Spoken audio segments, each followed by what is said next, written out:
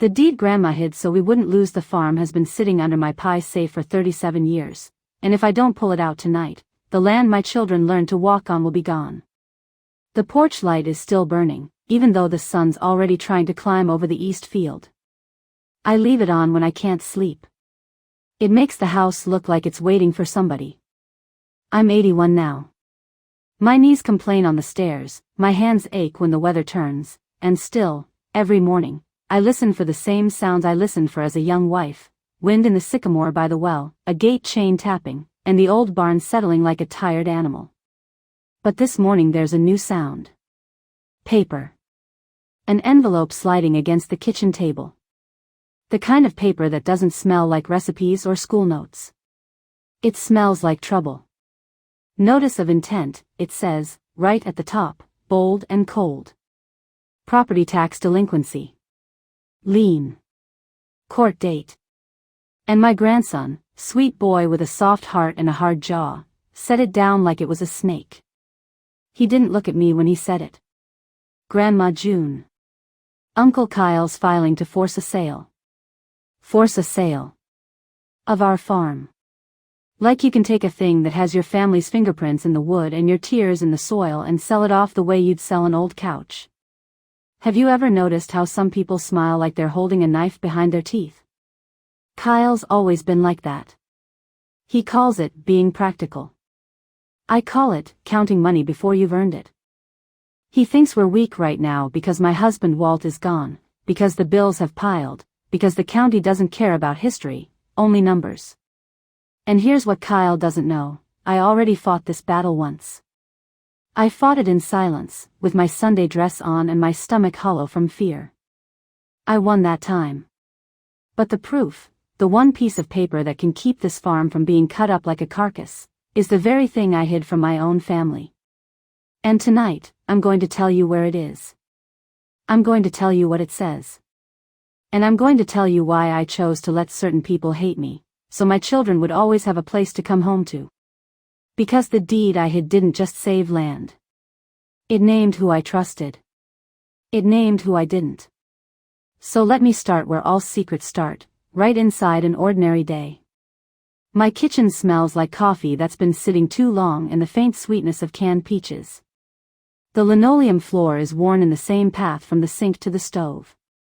Walt used to tease me that I could walk it blindfolded. My grandson walks in with a screwdriver and a look on his face like he's trying not to scare me. The pie safe drawer's sticking again, he says. I'll fix it. The pie safe is older than I am. Tin screen doors, oak frame, little latch that snaps like a promise. My mother kept it for cooling biscuits before flies could get them. He kneels. He tugs. The drawer groans like it's holding its breath. And when it finally slides out, the bottom panel flexes, just a little. He pauses. Grandma, has this always been loose? My hands go still around my mug. The coffee trembles, just a ripple. No, I say. Not always. He tips the drawer, and there, under the thin lining I placed decades ago, is a corner of oilcloth. Dark green. The kind you'd use to wrap a lunch pail. He peels it back like a bandage. And I feel my heart do what it did in 1986, climb up into my throat and try to live there. Inside that drawer, taped flat against the wood, is a folded packet. Paper so old it's turned the color of tea. Fold lines polished smooth by time. A raised seal that still catches the light. My grandson doesn't touch it at first. He just stares. What is that? I set my mug down carefully, because I don't trust my hands. It's our farm, I tell him. He gives a nervous laugh. No, I mean, what is it? It's the deed, I say. The one everybody thinks doesn't exist. His mouth opens, then closes. He looks like he wants to ask 100 questions, but the first one that falls out is the one that hurts most. Why would you hide it? Because I wanted you to have a childhood that wasn't poisoned by grown folks' greed. Because I wanted your father to sleep at night. Because I didn't want Walt to feel like less of a man in front of his brother. But I don't say all that yet. Not yet. I nod toward the table. Sit down, I tell him. And listen close. Because the date on that deed is the day I stopped asking permission.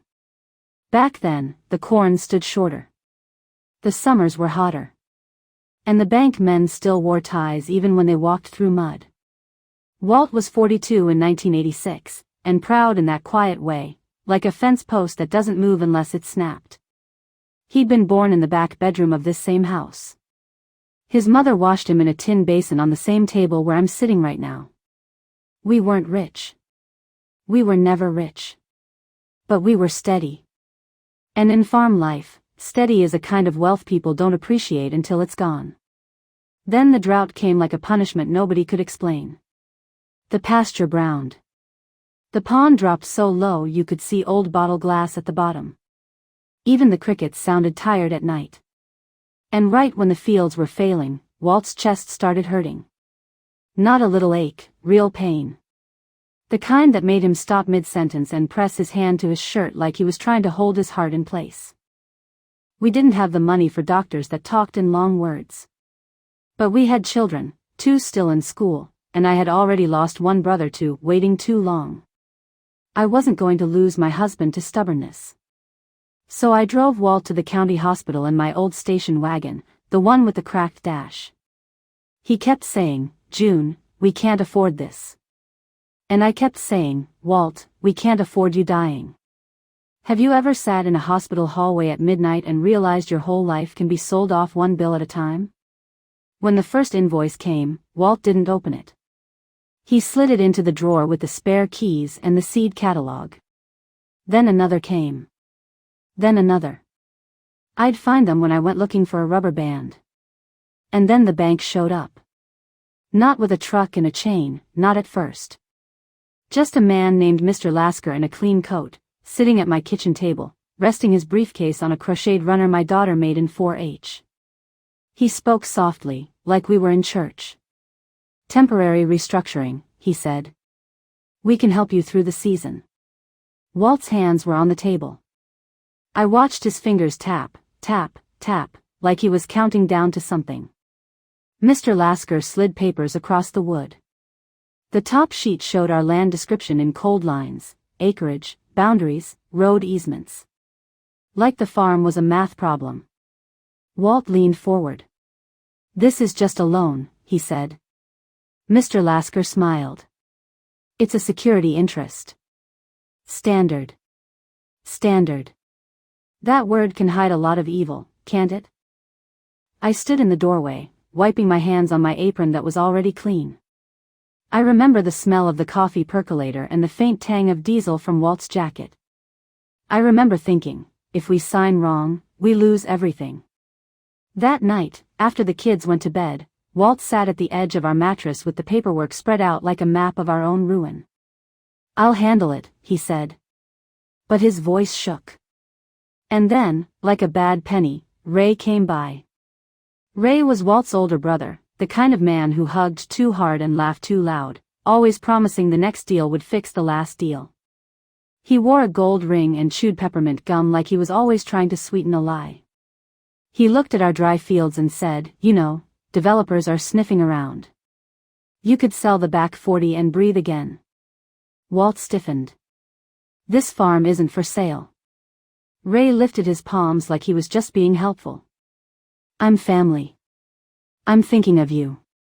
But I watched his eyes. He wasn't looking at Walt. He was looking past him, like he was already measuring where a new road might go. You know what's worse than an enemy? A relative who thinks your desperation is an invitation.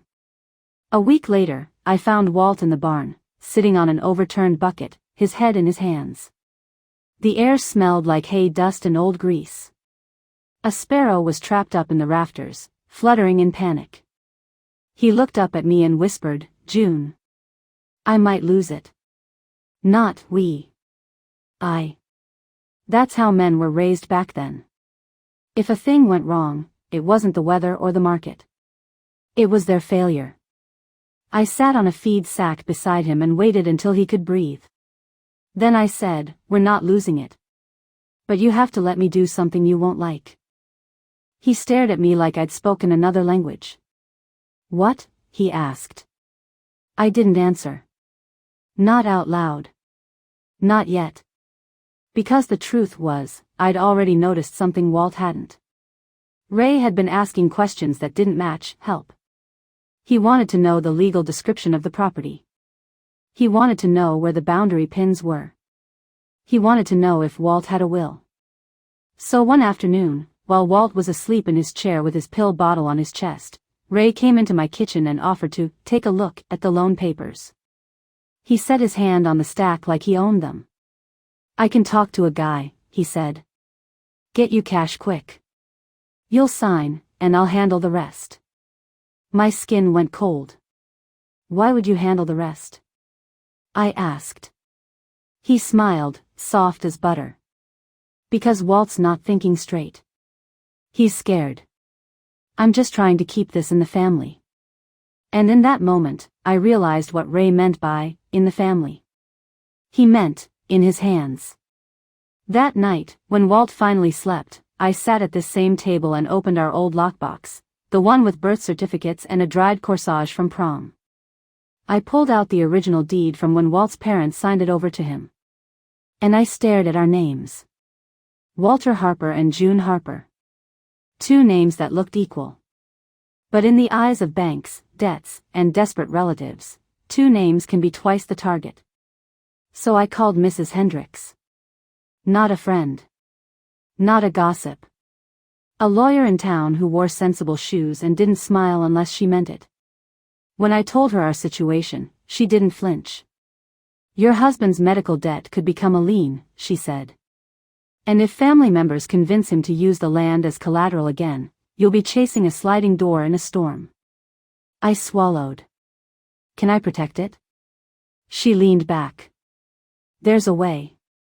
But you need to understand something, June.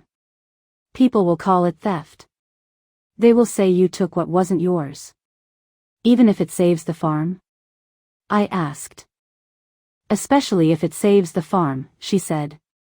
Have you ever held a pen and realized it can cut deeper than a knife? 2 days later, I drove to the courthouse in my Sunday dress, even though it was a Wednesday. My hands smelled like onions because I'd been chopping supper when Mrs. Hendricks called and said, "Today. If you're going to do it today."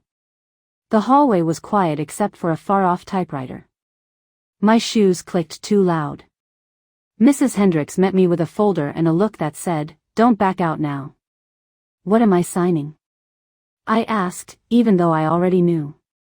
A deed transfer into a land trust, she said. Harper Family Land Trust. You and Walt will be trustees. But the farm will no longer be owned by you personally. I blinked. Then who owns it? The trust, she said. And you'll name a successor trustee, someone who can't be bullied into selling. I thought of Ray's smile. I thought of my children asleep in their beds. I thought of Walt's hands shaking over paperwork. Me, I said. Name me as primary. And if something happens, name our daughter Lila as successor. Mrs. Hendricks nodded. Your husband must sign too. My stomach turned. He will, I lied. But here's the part I've carried like a stone in my pocket. Walt did sign. He signed that night, at our kitchen table, after I told him everything Ray had said. After I showed him the notes I'd written down, the questions Ray asked, the way he wanted to handle the rest. Walt stared at my notes a long time. Then he whispered, he wouldn't. I said, he might. And I can't gamble our children's home on what he might not do. Walt's eyes filled, but he didn't let the tears fall. He just reached for the pen like it weighed 100 pounds. His wedding ring tapped the table when he leaned forward. Tap. Tap. Tap. He signed. Walter Harper. Then he slid the paper away like it burned him. He looked at me and said something I'll never forget. Don't tell Ray. Don't tell anybody. Let them blame me if they have to. And that was the moment our marriage changed. Not because I stopped loving him. But because love stopped being simple. The deed got recorded. The trust got filed. The farm was protected, from medical liens, from predatory refinancing, from anybody trying to force Walt's hand in a weak moment. So why hide the original copy?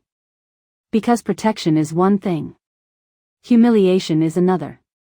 Walt was proud. And Ray was cruel when he smelled weakness.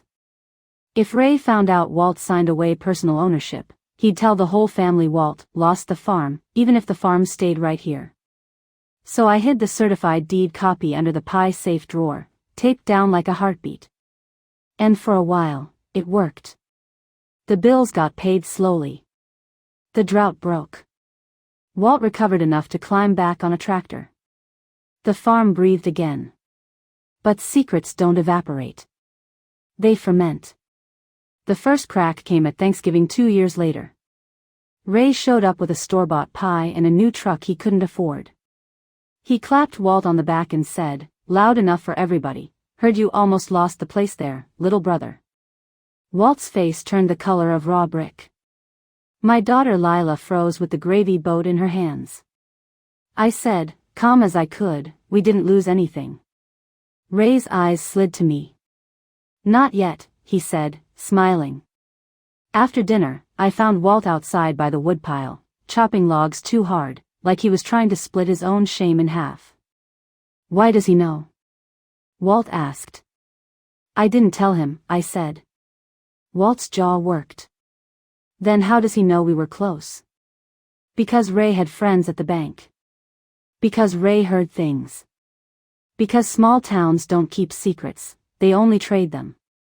That winter, Ray started telling people I was taking over. He said it like a joke, but he didn't mean it like one. And then, the real fracture, the will reading. Walt's mother passed, God rest her soul, and there wasn't much to divide besides keepsakes and old resentments. But Ray wanted land. He wanted his share of something he didn't work for. At the lawyer's office, Ray leaned back and said, "Walt's got the farm. He can buy me out." The lawyer cleared his throat. "Actually, the farm is held in the Harper Family Land Trust." Ray went still. "What trust?" he asked. Walt's head snapped toward me, sharp and frightened, because he didn't know that detail had slipped into daylight. I felt every eye on me like heat. Ray's smile returned, thin and shiny. "June did that," he said. "Didn't you?" Nobody spoke. And in that silence, something broke that never fully healed. Ray stood up so fast his chair legs screeched. "She stole it," he said, pointing at me like I was a stranger. "She stole the farm right out from under this family." Walt said, too quickly, "That's not what happened." But he didn't say, "I signed." He didn't say, "I asked her to protect us." He didn't say, "This saved us." Because pride is a prison, and Walt was still living inside it. Ray walked out and slammed the door so hard the glass rattled. And from that day forward, the family had a story. Some said I was a hero. Some said I was a thief. And Walt, my poor, stubborn Walt, let them believe whatever hurt him least in the moment. Over the years, the damage didn't look like screaming. It looked like absence. Christmas cards stopped coming from Ray's side. A photo disappeared from the mantel, Walt and Ray at 19, arms around each other, smiling like the world was kind. One day it was there. Next day, it wasn't. At reunions, people talked about weather and ball games, but never land. Never trusts. Never the word deed. Like it was a curse. And me? I kept doing what needed doing. I paid the taxes. I mended fences with baling wire when the budget wouldn't stretch. I stood in the barn lot and watched our cattle breathe steam into winter air and wondered if my children would one day hate me for the choices I made. Love isn't always gentle, sometimes it's a locked box. Years went by. Walt got older. Softer around the eyes. Still stubborn, but less sharp. And sometimes, late at night, he'd reach for my hand and squeeze like he was trying to say what he never said out loud, "Thank you. I'm sorry. I was scared." Then Walt died 2 winters ago, in his chair by the wood stove, a quilt over his knees and the radio turned low. Peaceful. But his absence left a hollow in the house that even sunlight couldn't fill. And that's when Kyle showed up. Kyle is Ray's boy. He grew up hearing one version of the story, that I took what belonged to the family, and now it was time to correct it. He came with paperwork and a polite voice. He stood on my porch and said, "A developer made an offer. You could move into town. You shouldn't be out here alone." I looked past him at the field Walt planted the year our son was born. "Alone?" I said. "I'm standing on everybody I ever loved." Kyle didn't flinch. "Grandma June, the taxes are behind.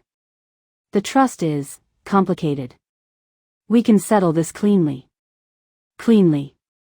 Like blood doesn't stain. Like history doesn't cling to boards and nails and roots. Then the courthouse basement flooded last spring, pipes burst, records ruined, mold everywhere. The clerk told us half the microfilm was unreadable. Title searches came back with gaps. And Kyle pounced on that gap like a fox on a henhouse. He filed to force a sale, claiming the trust transfer wasn't valid, claiming signatures could be questioned without clean records, claiming the land should revert into heirs' property that a court could divide. That's when my grandson found the drawer. That's why I'm telling you this now. Because silence won't protect anything anymore. We took the deed packet to Mrs. Hendrick's office, the same woman, older now, hair gone gray, eyes still sharp. She held the paper with clean hands and nodded slowly. "This is the certified copy with the raised seal," she said. "This is what we need." But a piece of paper, even a powerful one, doesn't stop a family from bleeding. Kyle demanded a meeting. All parties present, his lawyer said. So we gathered where all family wars happen, around a table. Not in a courtroom first. In my living room, under the lamp that throws too bright light on everyone's faces. My daughter Lila sat stiff, arms crossed. My son Tommy kept rubbing his thumb against a coffee stain on the table like he could erase the last 30 years. My grandson sat close to me, protective as a fence. Kyle arrived in pressed jeans and a smile that didn't reach his eyes. He set his folder down and said, "Let's be adults about it." I almost laughed. Because adults, in my experience, are just children with better vocabulary for cruelty. Mrs. Hendricks laid the deed on the table. The paper looked small for the weight it carried. Kyle's lawyer leaned forward. "This is the alleged trust deed." Mrs. Hendricks said, "It's certified and sealed." Kyle's eyes narrowed. "Grandma June forged this," he said, like he'd rehearsed it in the mirror. Lila sucked in a breath. Tommy's chair scraped the floor. And my grandson, bless him, started to speak, but I raised my hand. "No," I said. "Quiet. You don't get to call me a criminal in my own home." Kyle shrugged. "Then explain it. Explain why the deed doesn't match what the family was told." I looked at the paper, at Walt's signature, at the date that stole my sleep for decades. And I did the one thing I hadn't done in 37 years. I told the truth all the way through. "I didn't do it alone," I said. Kyle's smile twitched. "Sure." I reached into my apron pocket, because yes, I still wear one when I'm nervous, and pulled out another folded paper. A letter. Walt's handwriting, shaky but clear. I placed it beside the deed. Mrs. Hendricks read the first line out loud, because my voice wouldn't come. "To my wife June," it began. "If you're reading this, it means the farm is in danger again." Kyle's face changed, just slightly. Like the floor shifted under him. Mrs. Hendricks continued. "I am signing the trust because I am sick, and because my brother Ray is pushing too hard. June is doing what I cannot, protecting our kids from my weakness and from Ray's hunger." Lila's hand flew to her mouth. Tommy stared at the table like it was suddenly sacred. Kyle's lawyer blinked fast, like he wanted the words to disappear. "And Kyle leaned back, jaw tight. He wrote that?" Kyle asked. I nodded once. He did.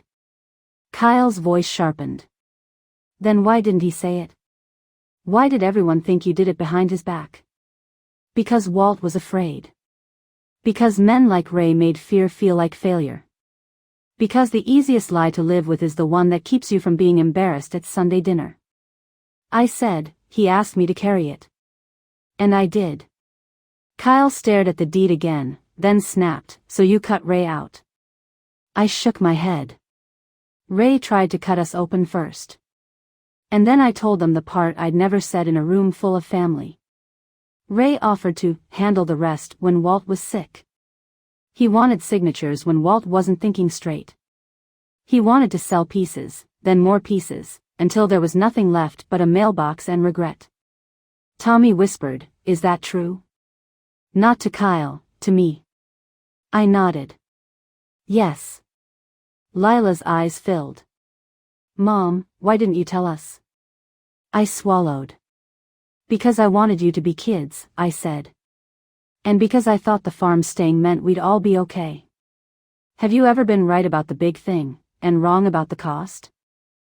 Kyle's lawyer cleared his throat. The letter helps establish intent, he said carefully. But this doesn't address the delinquent taxes. Sentiment doesn't pay the county. Kyle pounced. Exactly. The farm's bleeding money. And you're clinging to it out of pride. My grandson spoke then, voice steady. We're not clinging. We're working. I've been picking up shifts. Mom's been selling eggs. We can catch up if you stop trying to drag us into court. Kyle scoffed. And what, live poor forever because Grandma wants a museum? I leaned forward. My joints ached, but my voice didn't. This isn't a museum, I said. It's a root. And you don't know what happens to people when you tear their roots out. Kyle stared at me, and for a flicker of a second, I saw something under his anger. Envy. Because he didn't grow up with this. Not really. He grew up with Ray's bitterness and stories of what should have been his. He grew up believing land is proof of worth. And he wanted proof. I slid the deed packet toward him. Touch it, I said. Feel how thin it is. Then tell me if you still think it was about power. Kyle hesitated. Then his fingers brushed the paper, careful, like it might sting. His face softened, just for a breath, when he felt the raised seal. And I used that breath. I hid it because I knew this day would come, I said.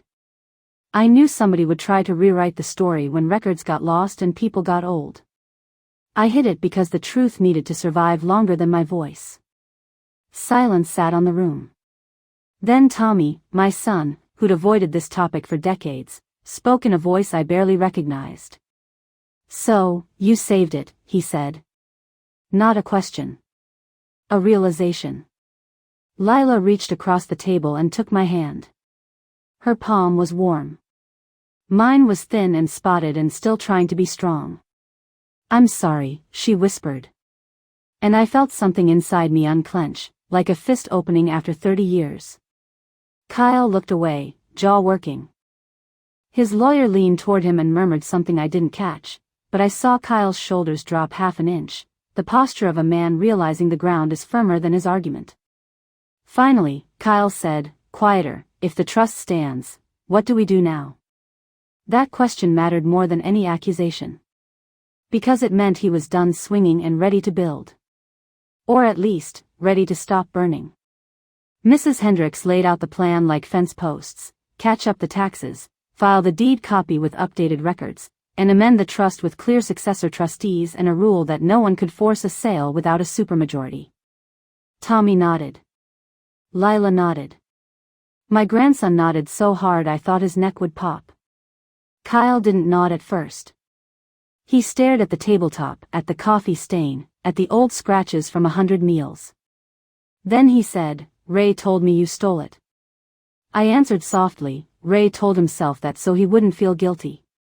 Kyle's eyes lifted to mine. And I gave him something I didn't expect to give, mercy. Your daddy wanted to be the hero, I said. But heroes don't circle a sick man like a hawk. Kyle swallowed, throat bobbing. I don't want to hate you, he admitted, and his voice cracked on the last word like a board under too much weight. I nodded once. Then don't. Help us. Learn the land. Put your hands in it. Let it change you the way it changed all of us. A family isn't fixed by winning, only by telling the truth. That night, after they all left, I stood in the kitchen and opened the pie safe drawer one more time. The tape was brittle now. The wood smelled like old flour and thyme. I held the deed packet and thought of the girl I was in 1986, hands smelling like onions, heart beating too hard, stepping into a courthouse hallway like a soldier with no armor. Did it cost me things? Yes. It cost me easy holidays. It cost me my reputation in certain mouths. It cost me the comfort of being liked. But it kept the farm from being carved up when we were weakest. And now, for the first time, it might also keep us from carving each other up. The next weekend, we did something that felt small but meant everything. We ate together. Not a fancy meal. Ham, beans, cornbread that crumbled too much, and canned peaches from my own pantry. Kyle even brought a pie. This time, he said, I tried, like trying was a new muscle. We didn't erase the past. We didn't pretend the hurt didn't happen. But we stopped letting the hurt drive the tractor. After supper, my grandson walked with me to the porch. The sky was the color of denim. The fields lay quiet, resting. He said, Grandma, where are you going to keep it now? I looked at the house. I looked at the barn. I looked at the old pie safe like it had been both friend and burden. Not hidden, I said. Not anymore. On Monday, Mrs. Hendricks filed the certified deed copy and the trust documents with updated county records. We made duplicates. We gave copies to the successor trustees. We put one in a safe deposit box. And I kept one copy in my Bible, right where it should have been all along. Not buried like shame. Held like truth. If you're watching this and you've got your own family story tucked away, papers, letters, secrets you think are protecting people, ask yourself something. Is it protection, or is it postponing a storm? Because storms always come back around. And they always look for the weak spots. Before I go, I want to ask you, if this story moved you, if it reminded you of your own people and the things they didn't say, please tap like. It helps more than you know, and it tells YouTube to share these quiet, human stories from dust of old days. And if you want more grandmother-style storytelling, family dramas, hidden documents, and the kind of memories that smell like rain on dirt, subscribe to Dust of Old Days. There are more truths where this one came from. The porch light is still on tonight. But it doesn't feel like waiting anymore. It feels like keeping watch, over land, over family, over the hard love that held us when nothing else could. And if you ever find an old drawer that sticks, a floorboard that sounds hollow, or a letter tucked where it shouldn't be, don't just see paper. See the hands that put it there. And the home they were trying to save.